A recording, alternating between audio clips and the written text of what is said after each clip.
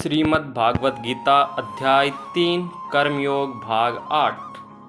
ज्ञानी पुरुष भी अपनी प्रकृति के अनुसार कार्य करता है, क्योंकि सभी प्राणी तीनों गुणों से प्राप्त अपनी प्रकृति का ही अनुसरण करते हैं। भला दमन से क्या हो सकता है। तात्पर्य: कृष्ण भावनामृत के दिव्य पद पर स्थित हुए बिना प्रकृति के गुणों के प्रभाव से मुक्त नहीं हुआ जा सकता, जैसा कि स्वयं भगवान ने 7वें अध्याय में कहा है। अतः सांसारिक धरातल पर बड़े से बड़े शिक्षित व्यक्ति के लिए केवल सैद्धांतिक ज्ञान से आत्मा को शरीर से पृथक करके माया के बंधन से निकल पाना असंभव है। ऐसे अनेक तथाकथित अध्यात्मवादी हैं जो अपने को विज्ञान में बढ़ा चढ़ाकर मानते हैं, किंतु भीतर भीतर वे पूर्णतः प्रकृति के गुणों के अधीन रहते हैं, जिन्हें जीत पाना कठिन है। ज्ञान की दृष्टि से कोई कितना ही विद्वान क्यों न हो, किंतु भौतिक प्रकृति की दीर्घकालीन संगति के कारण वह बंधन में रहता है। कृष्ण भावनामृत उसे भौतिक बंधन से छूटने में सहायक होता है, भले ही कोई अपने नित्य कर्मों के करने में संलग्न क्यों न रहे। अतः पूर्णतः कृष्ण भावना भावित हुए बिना नित्य कर्मों का परित्याग नहीं करना चाहिए। किसी को भी सहसा अपने नित्य कर्म त्याग कर तथाकथित योगी या कृत्रिम अध्यात्मवादी नहीं बन जाना चाहिए। अच्छा तो यह होगा कि यथास्थिति में रहकर श्रेष्ठ प्रशिक्षण के अंतर्गत कृष्ण भावनामृत प्राप्त करने का प्रयत्न किया जाए। इस प्रकार कृष्ण की माया के बंधन से मुक्त हुआ जा सकता है। प्रत्येक इंद्रिय तथा उसके विषय से संबंधित राग द्वेष को व्यवस्थित करने के नियम होते हैं।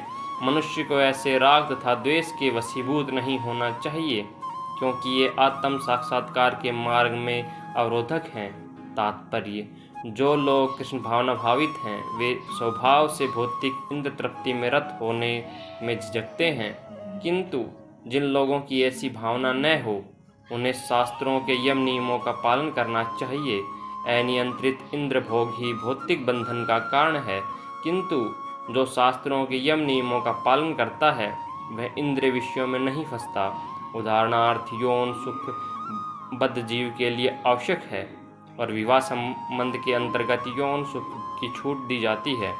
शास्त्रीय आदेशों के अनुसार अपनी पत्नी के अतिरिक्त अन्य किसी स्त्री के साथ यौन संबंध वर्जित है। अन्य सभी स्त्रियों को अपनी माता मानना चाहिए, किंतु इन आदेशों के होते हुए भी मनुष्य अन्य स्त्रियों के साथ यौन संबंध स्थापित करना चाहता है। इन प्रवृत्तियों को दमित करना होगा, अन्यथा वे आत्म साक्षात्कार के मार्ग में बाधक होंगी। जब तक यह भौतिक शरीर रहता है तब तक शरीर की आवश्यकताओं को यम नियमों के अंतर्गत पूर्ण करने की छूट दी जाती है, किंतु फिर भी हमें ऐसी छूटों के नियंत्रण पर विश्वास नहीं करना चाहिए। मनुष्य को अनासक्त रहकर इन यम नियमों का पालन करना होता है, क्योंकि नियमों के अंतर्गत इंद्र तृप्ति का अभ्यास भी उसे पथभ्रष्ट कर सकता है। जिस प्रकार की राजमार्ग तक में दुर्घटना की संभावना बनी रहती है, भले ही इन मार्गों की कितनी ही सावधानी से देखभाल क्यों न की जाए, किंतु इसकी कोई गारंटी नहीं दे सकता कि सबसे सुरक्षित मार्ग पर भी कोई खतरा नहीं होगा। भौतिक संगति के कारण अत्यंत दीर्घकाल से इंद्र सुख की भावना कार्य करती रहती है। अतः नियमित इंद्र भोग के बावजूद भी च्युत होने की हर संभावना बनी रहती है। अतः सभी प्रकार से नियमित इंद्र भोग के लिए किसी भी आसक्ति से बचना चाहिए, लेकिन कृष्ण भावनामृत ऐसा है कि इसके प्रति आसक्ति से या सदैव कृष्ण की प्रेम भक्ति में कार्य करते रहने से सभी प्रकार के इंद्रिय कार्यों से विरक्ति हो जाती है। अतः मनुष्य को चाहिए कि वह किसी भी अवस्था में कृष्ण भावनामृत से विरक्त होने की चेष्टा न करे। समस्त प्रकार की इंद्र आसक्ति से विरक्ति का उद्देश्य अंततः कृष्ण भावनामृत के पद पर आसीन होना है। अपने नित्य कर्मों को दोषपूर्ण ढंग से संपन्न करना भी अन्य के कर्मों को भली भांति करने से श्रेष्ठकर है। सभी कर्मों को करते हुए मरना प्राय कर्मों में प्रवृत्त होने की अपेक्षा श्रेष्ठकर है, क्योंकि अन्य किसी के मार्ग का अनुसरण भयावह होता है। तात्पर्य: अतः मनुष्य को चाहिए कि वह अन्यों के लिए नित्य कर्मों की अपेक्षा अपने नित्य कर्मों को कृष्ण भावनामृत में करे। भौतिक दृष्टि से नित्य कर्म मनुष्य की मनोवैज्ञानिक दशा के अनुसार भौतिक प्रकृति के गुणों के अधीन आदिष्ट कर्म है। आध्यात्मिक कर्म गुरु द्वारा कृष्ण की दिव्य सेवा के लिए आदेशित होते हैं, किंतु चाहे भौतिक कर्म हो या आध्यात्मिक कर्म, मनुष्य को मृत्यु पर्यंत अपने नित्य कर्मों में दृढ़ रहना चाहिए। अन्य के निर्धारित कर्मों का अनुसरण नहीं करना चाहिए। आध्यात्मिक तथा भौतिक स्तरों पर ये कर्म भिन्न हो सकते हैं, किंतु कर्ता के लिए किसी प्रामाणिक निर्देशन के पालन का सिद्धांत उत्तम होगा। जब मनुष्य प्रकृति के गुणों में वशीभूत हो तो उसे उस विशेष अवस्था के लिए नियमों का पालन करना चाहिए।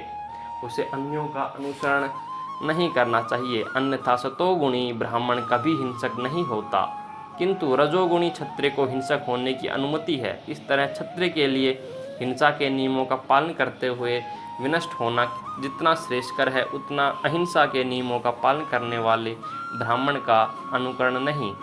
हर व्यक्ति को एकाएक नहीं अपितु क्रमशः अपने हृदय को स्वच्छ बनाना चाहिए।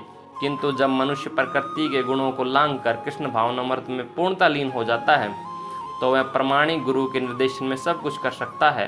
कृष्ण भावनामृत की पूर्ण स्थिति में एक क्षत्रिय ब्राह्मण की तरह और एक ब्राह्मण क्षत्रिय की तरह कर्म कर सकता है। दिव्य अवस्था में भौतिक जगत का भेदभाव नहीं रह जाता। उदाहरणार्थ विश्वामित्र मूलतः क्षत्रिय थे, किंतु बाद में वे ब्राह्मण हो गए। इसी प्रकार परशुराम पहले ब्राह्मण थे, किंतु बाद में वे क्षत्रिय बन गए। ब्रह्म में स्थित होने के कारण ही वे ऐसा कर पाए। किंतु जब तक कोई भौतिक स्तर पर रहता है उसे प्रकृति के गुणों के अनुसार अपने कर्म करने चाहिए, साथ ही उसे कृष्ण भावनामृत का पूरा बोध होना चाहिए। अर्जुन ने कहा, हे वंशी, मनुष्य न चाहते हुए भी पाप कर्मों के लिए प्रेरित क्यों होता है? ऐसा लगता है कि उसे बलपूर्वक उनमें लगाया जा रहा हो।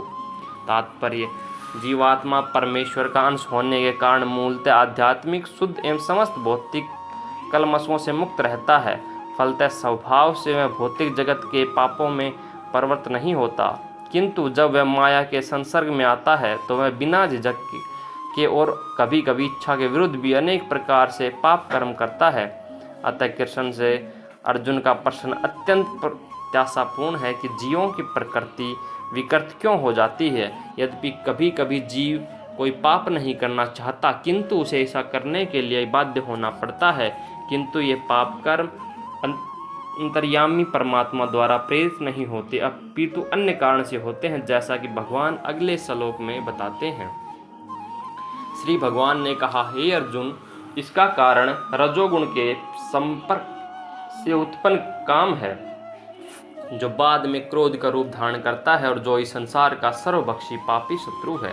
तात्पर्य, जब जीवात्मा भौतिक सृष्टि के संपर्क में आता है तो उसका शाश्वत कृष्ण प्रेम रजोगुण की संगति से काम में परिणत हो जाता है, अथवा दूसरे शब्दों में ईश्वर प्रेम का भाव काम में उसी तरह बदल जाता है जिस तरह इमली के संसर्ग में दूध दही में बदल जाता है। और जब काम की संतुष्टि नहीं होती तो वह क्रोध में परिणत हो जाता है, और क्रोध मोह में, और मोह इस संसार में निरंतर बना रहता है।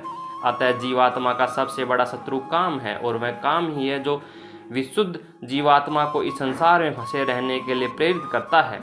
क्रोध तमोगुण का प्राकट्य है। ये गुण अपने आप को क्रोध तथा अन्य रूपों में प्रकट करते हैं। अतः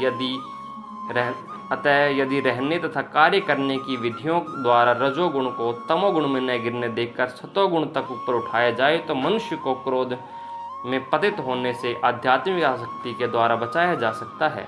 अपने नित्य वर्धमान चिदानंद के लिए भगवान ने अपने आप को अनेक रूपों में विस्तारित कर लिया, और जीवात्माएं उनके इस चिदानंद के ही अंश हैं। उनको भी आंशिक स्वतंत्रता प्राप्त है, किंतु अपनी इस स्वतंत्रता का दुरुपयोग करके जब वे सेवा को इंद्रिय सुख में बदल देती हैं तो वे काम की चपेट में आ जाती हैं। भगवान ने इस सृष्टि की रचना जीवात्माओं के लिए इन कामपूर्ण रुचियों की पूर्ति हेतु सुविधा प्रदान करने के निमित्त की, और जब जीवात्माएं दीर्घकाल तक काम कर्मों में फंसे रहने के कारण पूर्णता उब जाती हैं तो वे अपना वास्तविक स्वरूप जानने के लिए जिज्ञासा करने लगती हैं। यही जिज्ञासा वेदांत सूत्र का प्रारंभ है, जिसमें कहा गया है कि मनुष्य को परम तत्व की जिज्ञासा करनी चाहिए, और इस परम तत्व की परिभाषा श्रीमद् भागवत में इस प्रकार की गई है कि सारी वस्तुओं का उद्गम परम ब्रह्म है। अतः काम का उद्गम भी परब्रह्म से हुआ है। अतः यदि काम को भगवत प्रेम में या कृष्ण भावना में परिणत कर दिया जाए, या दूसरे शब्दों में कृष्ण के लिए ही सारी इच्छाएं हो, तो काम तथा क्रोध दोनों ही आध्यात्मिक बन सकेंगे। भगवान राम के अनन्य सेवक हनुमान ने रावण की स्वर्णपुरी को जलाकर अपना क्रोध प्रकट किया, किंतु ऐसा करने से वे भगवान के सबसे बड़े भक्त बन गए। यहाँ पर भी श्री कृष्ण अर्जुन को प्रेरित करते हैं कि वह शत्रुओं पर अपना क्रोध भगवान को प्रसन्न करने के लिए दिखाए। अतः काम तथा क्रोध कृष्ण भावनामृत में प्रयुक्त होने पर हमारे शत्रु न रहकर मित्र बन जाते हैं। धन्यवाद।